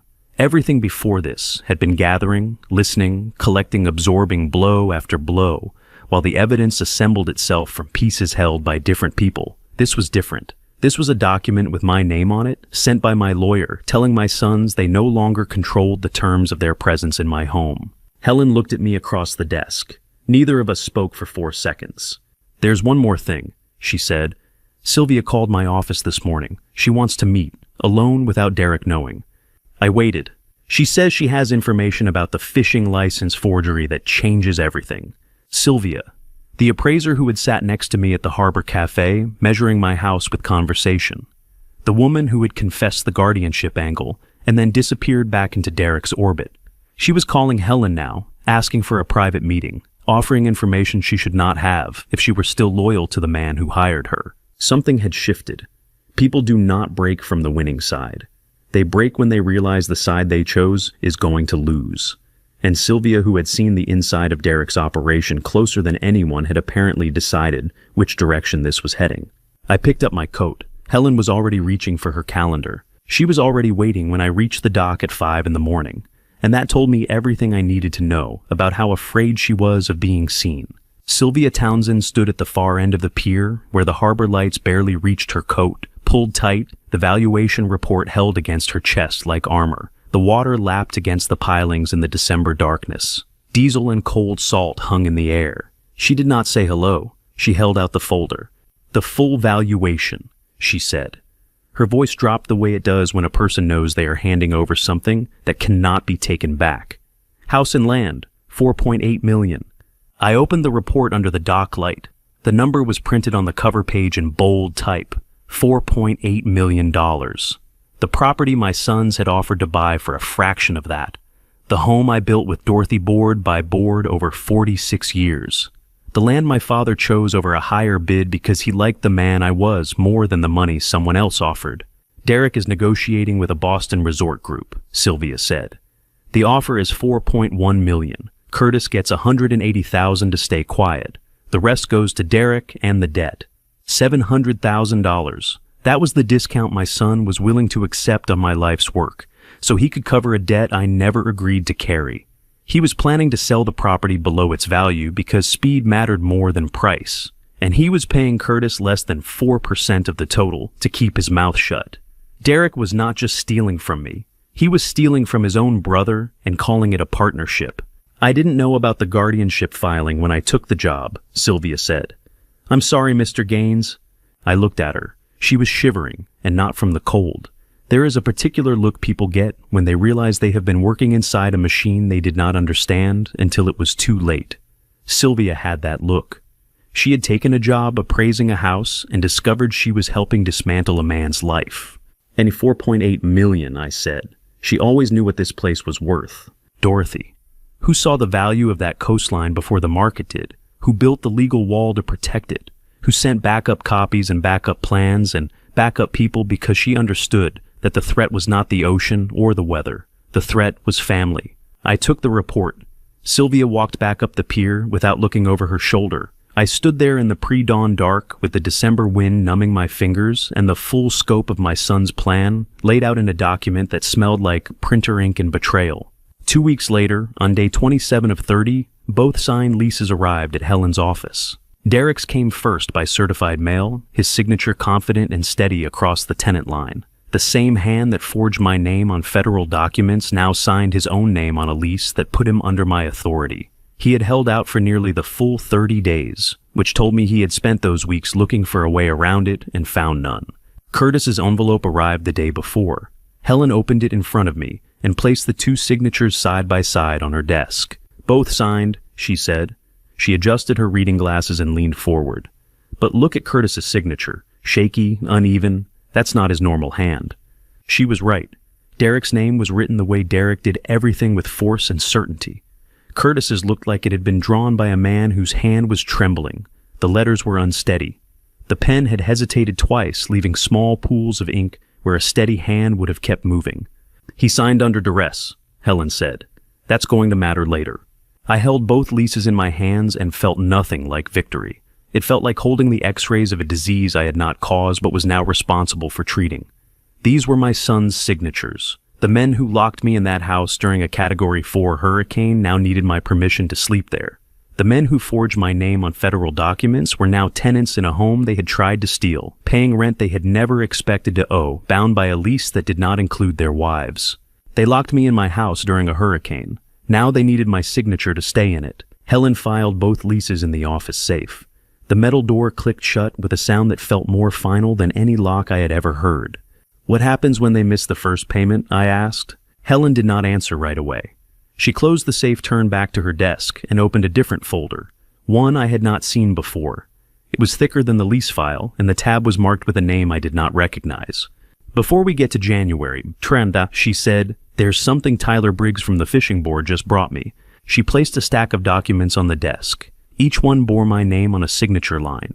Each signature was in the same wrong handwriting, the same slant, the same looped G, the same careful imitation that was close, but never close enough. Derek didn't just forge your signature once, Walter. I counted the pages. There were 5. 5 separate documents submitted to the fishing board over 3 years, each bearing a signature that looked like mine, but was not. License renewals, transfer requests, authorization forms. A paper trail of forgery so systematic it could not be explained as a mistake or a misunderstanding. This was a pattern. This was a profession. Helen looked at me over the top of her glasses. Tyler held these back because he wasn't sure. Now he's sure. And when the board meets next month, these go on the record. Tyler pulled the first trap at 5:40 in the morning and told me, without knowing what he was doing, exactly when my son had planned to erase me.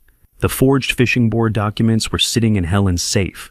The board meeting was 6 weeks away. But before any of that could move forward, I needed to keep doing what I had always done: fish.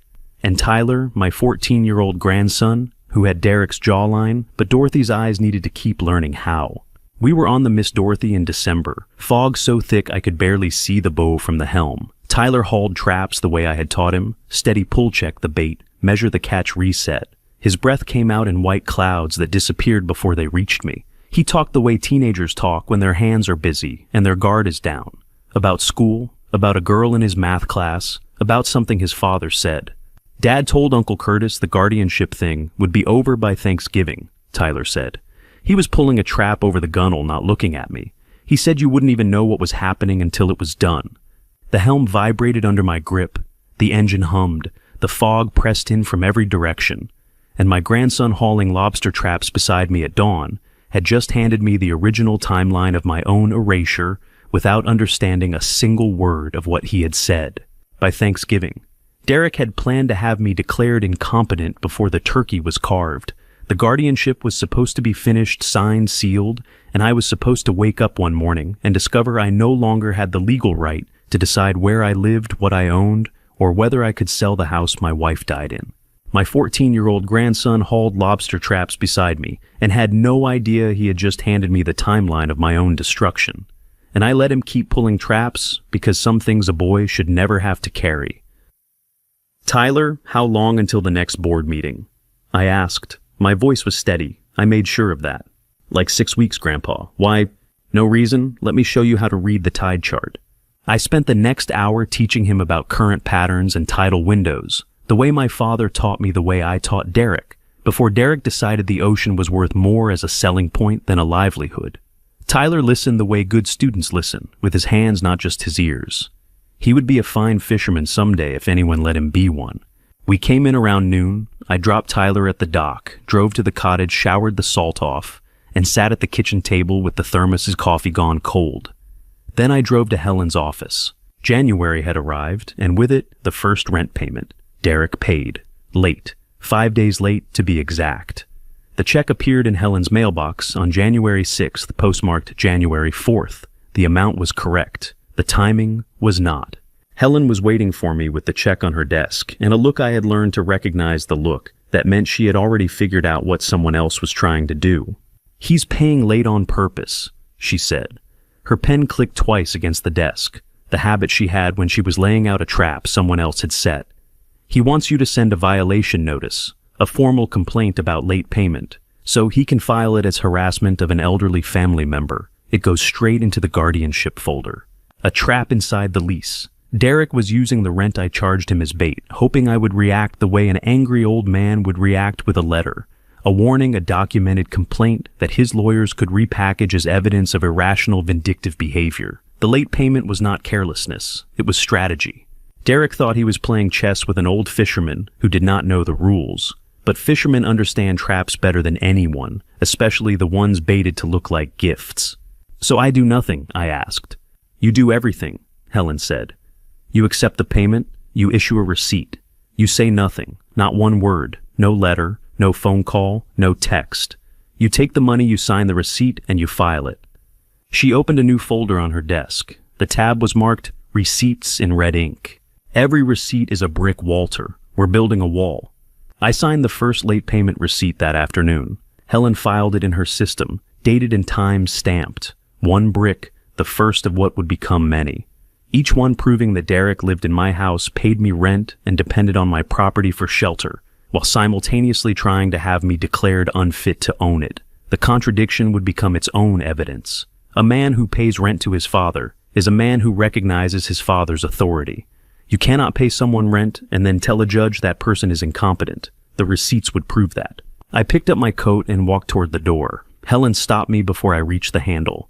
"One more thing," she said. I turned. Her voice had that careful weight it carried when something new had arrived.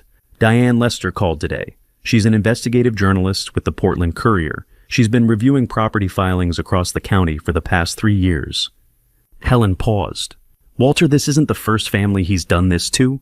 I stood in the doorway with my coat half on and the office door handle cold under my palm. The words settled into me, the way cold water settles into the hull of a boat with a crack in it, slowly and then all at once. Not the first family. My son had not just done this to me. He had done it before. To someone else's father. Someone else's house. Someone else's name on a signature line written by a hand that was not theirs. How many fathers had sat across from a stranger and learned their son was not who they raised 3, as it turned out? Just in this county alone. Diane Lester was 44 years old, an investigative journalist for the Portland Courier who had spent 8 months tracking coastal property fraud along the Maine shoreline. She needed one victim willing to go on record. She found me at the Harbor Cafe on a January morning, when the windows were fogged from the cold and the breakfast crowd provided enough noise to cover a conversation no one else needed to hear. She placed a thick manila folder on the table between us. Colored tabs marked each section. She opened it to the first page and turned it so I could read. 3 other families in 5 years, Mr. Gaines, she said. Different LLC names, same playbook. Manage the property forge, the papers force the sale. Your son isn't an opportunist. He's a serial predator. And you're not the first family that trusted him. She walked me through them one at a time. The first was a widower in Camden 81, whose beachfront cottage was transferred to an LLC he never authorized. The second was a retired couple in Owl's Head, whose fishing permits were reassigned through paperwork they never saw. The third was a man in Thomaston 77, whose coastal lot was sold to a development company 6 months after his wife's funeral. 3 families, 3 different LLCs, 3 different filing addresses.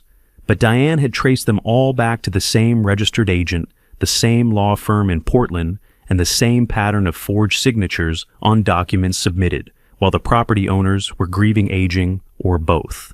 You raise a child, and you think you know every version of them. The boy who cried at thunderstorms, the teenager who lied about curfew, the man who shook your hand at his wedding and promised he would take care of things. But you never imagine the version that sits in an office forging your name onto documents while you sleep.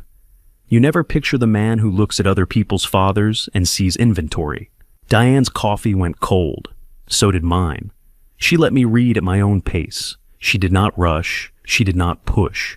She sat across from me with the patience of a woman who understood that what she was showing me was not just evidence. It was a mirror. "How did you find me?" I asked. "Public filings," she said. "The county assessor's office flagged your son's LLC activity because the same registered agent appeared on 4 separate property actions in 3 years. I started pulling threads. Your name came up last because your property hasn't transferred yet. The others already lost theirs. 3 fathers, 3 houses, 3 lives dismantled by a man I taught to tie his shoes and bait a hook and shake hands like he meant it. And not one of them had pressed charges. 3 families, 5 years. And not a single one of them had gone to the police because every single one of them was someone's father, and a father will swallow poison before he spits it at his own son in public." "Will you publish before the board meeting?" I asked. Diane shook her head. "After, not before. I need it airtight, and I need you on record." On record meaning my name, my face. Your name, your story. The others wouldn't talk. They were ashamed. They thought it was their fault for trusting their own children. She closed the folder and set her hands flat on the table. "You're the first one who isn't ashamed, Mr. Gaines. You're the first one who's angry." She was right. I was not ashamed. I had spent months collecting evidence, building a case, learning the shape of what my sons had done. I was not a man who had been fooled. I was a man who had been betrayed, and there is a difference. Fools do not fight back. Betrayed men do. "I'll go on record," I said, "after the meeting, not before. I want him to walk into that room thinking he's still winning." Diane nodded. She clicked her recorder off. She had asked permission at the start, and I had given it and slid the folder back into her bag. We shook hands. She left a 20 on the table for both coffees and walked out into the January cold. I sat there for another 10 minutes. The cafe filled and emptied around me. The fogged windows cleared as the morning warmed. I thought about the man in Camden, the couple in Owl's Head, the widower in Thomaston. I did not know their names. I did not need to. I knew their story. It was mine. I drove home to the cottage. Biscuit met me at the door, the way she always did, nose first, tail second. I hung my coat, put the kettle on, and turned toward the kitchen table. There was a package on it. No return address, just my name written in handwriting I did not recognize. The envelope was padded, the kind you buy at the post office for small items. It had been placed on the table, not mailed. Someone had come inside while I was at the cafe. I opened it. Inside was a USB drive, black, no label, and a single index card. The handwriting on the card was careful and even. Not Dorothy's, not Helen's, not Sadie's.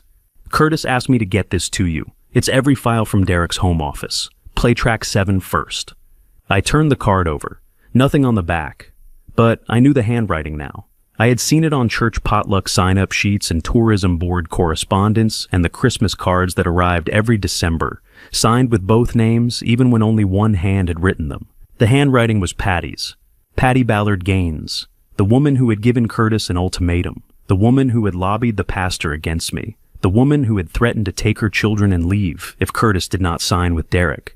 That woman had walked into my cottage, placed a USB drive on my table, and written a note telling me to play track 7 first. Something had broken in that house, and whatever broke had sent Patty to mine. Curtis stood on my porch at 11 o'clock at night, with no coat, no car running in the driveway, and the look of a man who had walked the whole way here in the dark. Patty's note was still on my kitchen table. The USB drive she delivered sat next to it. But now the man who had asked her to bring it was standing in front of me, hollow-faced, unshaved, smelling like cold air and sweat, and the kind of fear that lives in a body for months before it finds its way out. I opened the door. He walked in without a word. I poured 2 cups of coffee. He sat at the kitchen table and stared at his hands for a long time. I did not ask what happened. I waited, the way Dorothy would have. "I have recordings, Dad," Curtis said. His voice was flat, emptied of everything except the words themselves. From every meeting they made me sit in, Derek, Renee, everything. I didn't know how to stop them. I kept thinking it would stop on its own. It never did. He reached into his jacket and placed a second USB drive on the table next to the one Patty had delivered. 14 files, he said. Every planning session, every phone call he was in the room for. He had recorded them on his phone and transferred them to the drive the night before. "Patty brought you the office files," he said. "These are the meetings, my recordings, my phone." My youngest son handed me a USB drive like it was a confession, and a surrender rolled into one, and I took it because a father accepts what his children bring him, even when it is proof of everything he feared. "Does Patty know you're here?" I asked. He shook his head. "I'm not going to lie for them anymore, Dad," he said. He did not look up. He set it to the table, to his hands, to the coffee he was not drinking. I should have said something the night of the storm. I should have said something on the porch. I turned around in the doorway, and I wanted to tell you, and I couldn't. I remembered that moment, the doorway, his mouth opening and closing, the car engine waiting. "Go home," I said. "Act normal. I'll see you at the meeting." He looked at me for the first time since he sat down. His eyes were red. He nodded once. Then he walked out the door into the January cold without a coat, the way he had come. I picked up both drives and my car keys. Helen's office was dark when I pulled up, but the light came on before I reached the steps. She had been waiting. I do not know if she slept anymore. I do not know if I did. We sat at her desk with the laptop between us and played the first file, then the second, then all 14. Renee's voice came through the speakers, first tinny and precise, the way voices sound when they are recorded through a phone sitting in a jacket pocket across the room. She was talking about the guardianship filing. "The guardianship is the cleanest path," she said. "Once it's filed, he can't sell, can't transfer, can't do anything without our approval. The cleanest path." She said it the way someone describes a surgical procedure, clinical efficient already decided. My daughter-in-law was discussing the legal erasure of my autonomy the way she discussed property listings. With strategy, with calm, without a single syllable that acknowledged I was a human being and not an asset to be managed. Track 4 was Derek's voice, calm and measured, explaining to Renee exactly how long it would take for the storm surge to reach the lower floor, and that by the time anyone checked on me, the paperwork would already be filed. He said it like a man reading a weather forecast. He said it like the rain was the point, and I was the inconvenience the rain would solve. Track 7 was Patty rehearsing what she would say to the pastor, word for word. She practiced the concerned voice. She practiced the hesitation. She ran through it twice, and on the second take, Derek told her to slow down on the part about threats because it would sound more believable. They directed her. They coached her. The church hallway performance was not spontaneous. It was scripted, rehearsed, and approved by the same people who locked me in a house during a hurricane. Helen played each file, labeled it, and placed it in a folder. She did not speak. She did not react. She listened the way lawyers listen when the evidence is doing all the work and commentary would only dilute it. By 1 a.m, all 14 tracks were cataloged. Helen arranged them in presentation order, alongside every other piece, the receipts, the forged documents, the camera footage, the valuation report, the journalist's file. She placed them all in a single presentation folder, thick enough now to stand on its own edge. She closed the folder and looked at me across the desk. "This is everything," she said. "This is more than everything." The office was quiet. The heater hummed. Reheated coffee sat cold between us. Outside, the January dark pressed against the windows like a held breath. "What do you want to hit them with first?" she asked. I did not hesitate. "At the storm," I said. "Always the storm first." Because that is where it started, not with the forgeries or the LLCs or the guardianship filing. It started with a man locking his father in a house and driving away. Everything else was arithmetic. The storm was the act. The storm was the thing a room full of people would understand in their bones before the lawyer in them had time to look for loopholes. Helen nodded. She placed the storm file on top of the folder.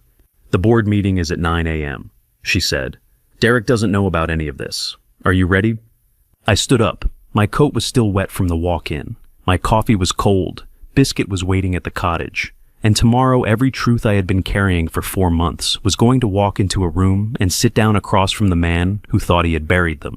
"I've been ready since the water came through my front door," I said. The pastor was 3 sentences into his statement when I decided to let him finish because every word he read made the recording in my pocket more devastating.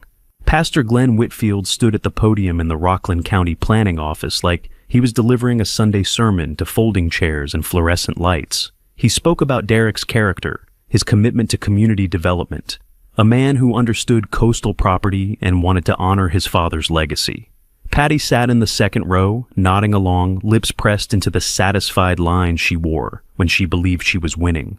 I sat 4 rows back with Helen on my left and Curtis on my right. Helen's hand was on my knee not for comfort, but to keep me still. Earl Hobson and Nate Fielder sat near the windows. Diane Lester had the front row with a legal pad balanced on her crossed legs. Commissioner Farley Knox presided from the center of the raised table, flanked by 4 board members. Knox was the one with authority to suspend the permit transfer. Pastor Whitfield finished by calling Derek a man of integrity. Polite applause. Patty turned and looked at me with something close to pity. Knox adjusted his microphone. "Thank you, Pastor. Anyone else on behalf of the applicant? Up silence. Then we'll hear from the opposing party. Mr. Gaines, you have 15 minutes. I stood slowly. Not because my knees demanded it, though they did, but because I wanted every person in that room to watch a 74-year-old man walk to the front without assistance. The podium felt solid under my hands. Derek sat in the first row beside Renee, wearing a charcoal suit and a tie I had given him 3 Christmases ago. "Commissioner Knox, members of the board, my name is Walter Gaines. I have fished out of Broken Harbor for 51 years. The property at 14 Osprey Lane has been in my family since 1974. I am not here to talk about sentiment. I am here to talk about what my sons did to keep me from attending this meeting the first time it was scheduled." The room went heavy with quiet. On September 14th, 2023, Hurricane Maren made landfall as a Category 4 storm. My sons Derek and Curtis Gaines visited my home the evening before and installed exterior padlocks on both doors. They boarded the windows from the outside. They left me locked inside a wood frame house on a coastal bluff during the most powerful storm to hit this county in 40 years. Someone in the middle rows inhaled sharply. Pastor Whitfield just called Derek a man of integrity. I would like to play a recording the pastor did not know existed. I pulled the phone from my jacket. Helen had loaded the file that morning. The speaker was small, but the room was smaller, and when Derek's voice filled the space between the walls, there was nowhere for it to hide. 94 seconds. Derek instructing Curtis on which hardware to buy for the padlocks. Derek saying, and I will never forget the exact words, "The old man won't call anyone. He doesn't even know where his phone is." Derek laughing. When the recording ended, Pastor Whitfield had turned the color of old milk. He looked at Derek, then the floor, then the exit. He did not leave, but his hands gripped the armrest like a man who wanted to. I have additional documentation. I opened the folder. A signed affidavit from Dr. Alma Cho confirming she treated me for hypothermia dehydration, and a rotator cuff tear sustained breaking through my own kitchen wall to escape. Photographs of the padlock hardware still on my door, frames dated and notarized. Forensic analysis showing my signature on a $420,000 loan I never applied for, identified by 3 experts as a digital forgery. Witness statements from Earl Hobson and Nate Fielder, confirming Derek visited my property the night before the hurricane. Financial records showing loan proceeds deposited into an account controlled solely by Derek Gaines. I closed the folder. Knox leaned forward. His reading glasses caught the overhead light, and his eyes disappeared behind 2 white rectangles. Then he looked directly at Derek. "Mr. Gaines, Derek, would you like to respond?" Derek stood, buttoned his jacket, looked at the board members one at a time, searching for an ally.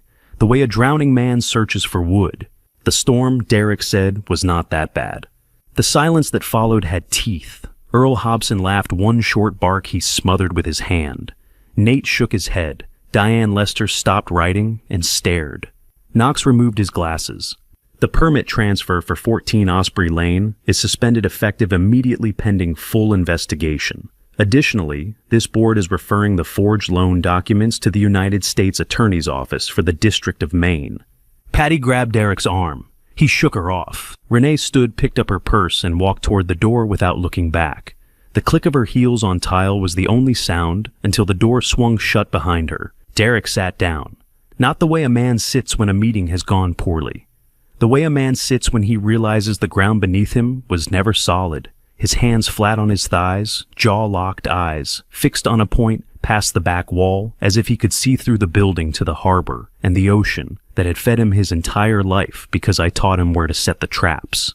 Diane Lester closed her notebook and capped her pen with the look of someone who knows exactly what she is going to do next, and it involves the front page. The sheriff's deputy arrived at 8 in the morning to supervise the move-out, and I realized I had never seen a uniformed officer stand on Dorothy's porch before. He was young, maybe 25, with a jaw that hadn't learned how to set itself yet. He kept his hands on his belt and looked at the ocean like a man who had never been paid to stand this close to it. I nodded to him from the driveway, and he nodded back. That was all either of us needed. Derek pulled up in a rented box truck at 8:15. No Renee. Word through Helen was that Renee had already left Rockport 2 weeks earlier, hired a private divorce attorney out of Portland, and listed the condo before the ink dried on the board's suspension order, the first member of that whole conspiracy to disappear, not out of conscience, but because the investment stopped paying. Derek stepped out of the cab without looking at me. He wore jeans and a sweatshirt I didn't recognize, which meant he'd bought new clothes since moving out of wherever Renee had left him. He walked past the deputy, past Helen standing near the garage, past Earl watching from his porch across the road, and went straight through the front door like a man retrieving luggage from a hotel he'd been asked to leave. I sat on the porch steps and let him work. The man who locked me in that house during a hurricane now needed my permission to carry his own furniture out the front door. I did not say this aloud. Some truths are louder when you let the silence carry them. He made 11 trips. Boxes of floor lamp, 2 suitcases a printer he'd set up in Dorothy's sewing room. Each trip he passed within 4 feet of me. Each trip his eyes went to the truck, the ground, the truck, never to my face. On the 9th trip, he paused at the threshold, and I thought he might speak, but he just shifted the box to his other hip and kept walking. Curtis arrived at 9 with Sadie in the back seat. He parked behind Helen's car and came over slowly, hands in his coat pockets, shoulders carrying a weight that had nothing to do with furniture.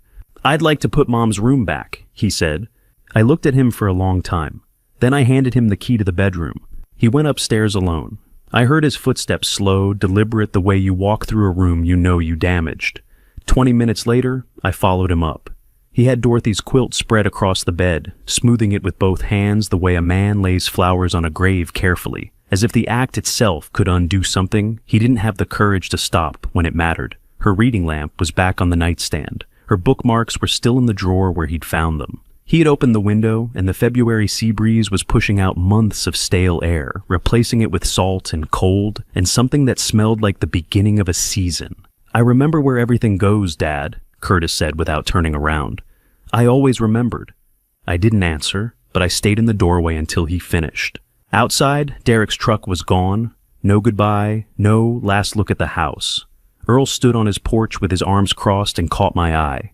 He shook his head once. That was his review of the whole situation, and I agreed with it. Sadie ran across the yard and wrapped her arms around my waist with the force of a child who doesn't understand what the adults have done, but understands that her grandfather almost wasn't here anymore.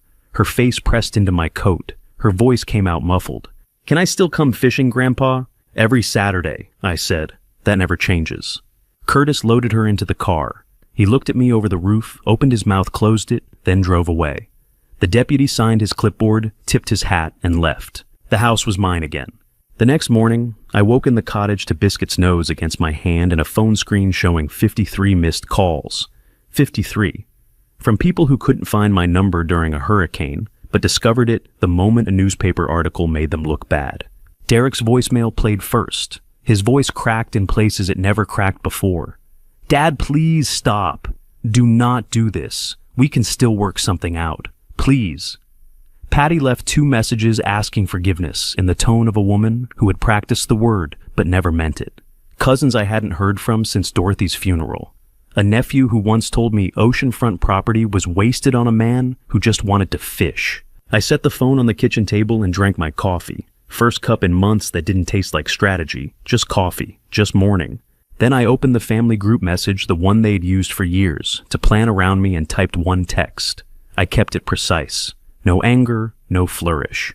The locked doors, the breaker cut, 48 hours alone in the dark during a Category 4. The first thing they said when they came back, "Is the roof still on?" I pasted the link to Diane Lester's article at the bottom. I added one line, "Read it or don't. I'm done explaining." I pressed send. Biscuit set his head on my knee. I scratched behind his ears and watched the screen. No reply dots, no typing indicator, no ping. Nobody replied. Some things are finally over. I set the phone face down on the table and listened to the cottage. Quiet in a way that didn't hurt anymore. The house across the road was empty now, and tomorrow I would call Helen about listing it on my terms at my price with every dollar accounted for. Dorothy's voice came to me, then clear as the morning she first said it. That house was never about the money, Walter. It was about making sure they couldn't take what we built and pretend they earned it. I signed my name 47 times that morning, and not one of those signatures was forged. Helen had the documents spread across her desk in 3 neat stacks, each page flagged with a colored tab where my pen needed to land. She clicked her pen between pages, a small patient rhythm that had become the soundtrack of every legal meeting we'd shared over the past 5 months. But this morning, the clicking sounded different, lighter, like punctuation at the end of a sentence instead of the middle. "It's 15% below market," Helen said, watching me sign page 19. "You're sure that house is going to keep people safe during storms? That's worth more than the difference." She set a brochure in front of me. The nonprofit was called Coastal Haven. The cover showed a renovated oceanfront property with reinforced storm shutters, a backup generator shed, and a kennel attached to the south side for pets. They took in elderly residents who lived alone on exposed coastline during hurricane season, people with no family close enough to help or family that couldn't be trusted to. I signed page 20. The Boston Resort Group had offered full asking price. A developer out of New Hampshire had gone 5% above. Helen had presented both offers with the professional neutrality she applied to everything, but I could tell by the way she set the Coastal Haven folder on top that she already knew where my pen was going. Dorothy would have liked this, Helen said. She suggested it, in the letter. Helen paused. Her pen stopped clicking. Then I'd say she got the last word after all. I signed the final page and set the pen down. The house that my sons tried to sell out from under me would now shelter strangers during hurricanes. And somehow that felt more like family than anything that had happened inside those walls for the past 2 years. Dorothy had seen this before I did. She always saw the right use for things, while the rest of us were still arguing about the price. Helen poured me the last cup from her office pot. It tasted lighter than any coffee we'd shared in that room, 5 months of strategy distilled into paper and wood polish, and a silence that finally meant something was finished, rather than something was coming. I drove back to the cottage with the windows down. February air in Maine has a way of cleaning out a car the same way it cleans out a house fast, thorough, and without asking permission. Biscuit met me at the door with his usual inspection of my shoes, determined that I had not been fishing without him, and returned to the rug. Nate Fielder's truck pulled into the driveway around 2. I heard the engine cut and the door slam and his boots on the gravel before he knocked. Nate was not a man who announced himself quietly. He sat at the kitchen table with a mug of coffee and told me everything that had happened since the board meeting, counting items on his fingers, like a man settling a bar tab. Derek's lawyer says the federal investigation could take a year, maybe longer if they pull the bank records apart, which they will. 1 finger. Renee's already in Portland, divorce attorney. She filed before the article even ran. 2 fingers. Curtis lost the marina job. The board reported the $47,000 and the owner didn't want the liability. 3. Patty's off the tourism board as of last Tuesday. Unanimous vote. She didn't even show up to contest it. 4. He took a drink of coffee and put up his thumb. Pastor Whitfield stood up Sunday and apologized from the pulpit. Said he should have asked you first before reading that statement. Said he let friendship with Derek cloud his judgment. The whole congregation heard it. People ask if revenge feels good. I wouldn't know, because what I did wasn't revenge. It was bookkeeping, and the ledger finally balanced. Every consequence matched the crime it answered. Derek forged my name, and now federal investigators were studying his. Renee traded loyalty for equity, and the equity walked out the door. Curtis enabled the theft through a job that gave him access, and the job cut him loose. Patty used her public position to pressure the permit, and the public removed her from it. None of it was my doing past the moment I put the evidence on the table. The rest was gravity. Nate set his mug down and looked at me the way he looked at the water before deciding whether to pull his traps or wait another day. So how do you feel, Walter? Biscuit's breathing was steady on the rug. The cottage smelled like wood smoke and salt. Through the kitchen window, I could see the harbor and the masts rocking in the February chop, and the Miss Dorothy sitting at her mooring like she'd been waiting for months, which she had, like I want to go fishing. Nate laughed. Not a big laugh. The kind that comes when something is exactly what you expected and you're glad you were right. I walked him to the door and watched his truck disappear down the road. The cottage was quiet in the way I had learned to trust again. Not empty quiet, but finished quiet. Biscuit was asleep. The coffee had gone cold. On the kitchen counter next to the sale paperwork sat a sealed envelope Helen had slipped into the folder without mentioning it. I hadn't noticed it until now. Her handwriting across the front read, Dorothy Gaines Education Trust, Final Structure. I picked it up. It was lighter than I expected for something that held the future in it. Dorothy had designed this before she died. The terms, the structure, the names of the only grandchildren who would ever benefit from what we built. I set it on the table next to my cold coffee and sat down. Some envelopes you opened slowly. The morning they hung Dorothy's name above the door of the house my sons tried to steal, I understood for the first time that she had won this fight before I ever started it. I opened the envelope the night before. Dorothy's handwriting on every page, the trust terms, the structure, the 2 names listed as beneficiaries, Sadie and Tyler, not Derek, not Curtis. The grandchildren only managed by Helen, untouchable by either son, until the last child turned 25. Dorothy had built a wall around their futures with the same precision she used to balance our household books for 40 years. I read it twice, set it on the nightstand, and slept better than I had in a year. The ceremony at the harbor was small, maybe 30 people standing on the dock in February coats with coffee in their hands. Commissioner Knox came down from Rockland and shook my hand with both of his, which was more than he needed to do, but exactly what the moment called for. The board wanted you to know, Knox said. The licenses are fully restored in your name. Nobody's questioning that again." I thanked him. He nodded and stepped back into the small crowd, and that was all either of us needed to say about the past 5 months. Helen stood beside me while I signed the charter for the Dorothy Gaines Maritime Safety Fund. The pen was heavy in my hand. The fund would provide emergency alert systems, temporary inland housing, and pet-friendly shelter for elderly fishermen during hurricane season. People who lived alone on exposed coastline, people whose families were too far away or too far gone to help. Nobody should have to ride out a storm alone because their family decided the house was worth more than they were, I said to the small crowd. I had not planned to say it, but Dorothy would have. Afterward, we drove to the house. The nonprofit had already finished the first round of renovations. Storm shutters, a generator shed the kennel on the south side. A brass plaque was mounted beside the front door. I read it aloud because someone asked me to, and because I wanted to hear her name carried on the salt air one more time. In memory of Dorothy Gaines, who knew what she was protecting and prepared accordingly. I built that house with her 46 years ago, and the best thing I ever did with it was give it away to people I will never meet, because Dorothy taught me that a house is only worth what it shelters. The resort group would have torn out the walls and put in a lobby. Derek would have pocketed the check and called it inheritance. But this Dorothy's name on the front of a building that would keep strangers safe during the worst nights of their lives, this was what the property was always supposed to become.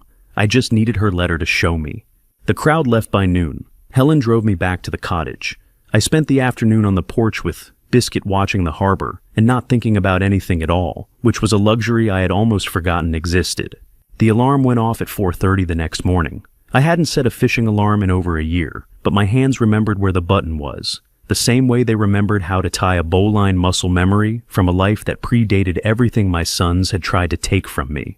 I dressed in the dark. Biscuit was already at the doortail, going nose pressed to the crack, like he could smell the bait from half a mile away. We drove to the harbor in silence. The road was empty.